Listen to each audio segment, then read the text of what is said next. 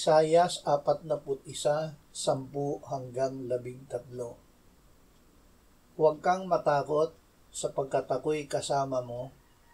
Huwag kang mabalisa sapagkat ako'y Diyos mo.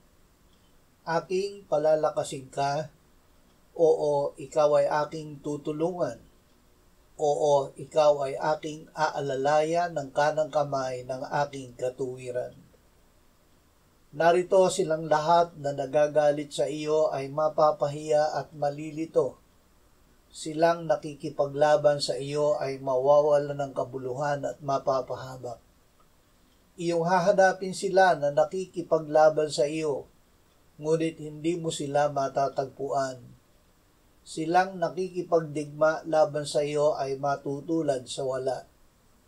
Sapagkat ako, ang Panginoon mong Diyos, ang humahawak ng iyong kanang kamay, ako na nagsasabi sa iyo, huwag kang matakot, ikaw ay aking tutulungan. Huwag matakot. Ang Diyos ay lagi nating kasama. Hindi niya tayo iniiwan o pinababayaan man. Ngunit madalas na hindi natin pinaniniwalaan ang katotohanan ito. Kaya madalas na tayo ay natatakot, nababalisa, nanghihina at nangangailangan ng tulong.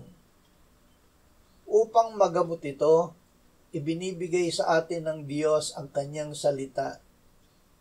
Pakinggan natin ang salita ng Diyos. Ang ibubunga nito ay pananampalataya sa Diyos. Ang salita ng Diyos ang nagbibigay sa atin ng buhay, hindi na ng ating dating pagkatao, kundi ng buhay na nasa kay Kristo na muling nabuhay.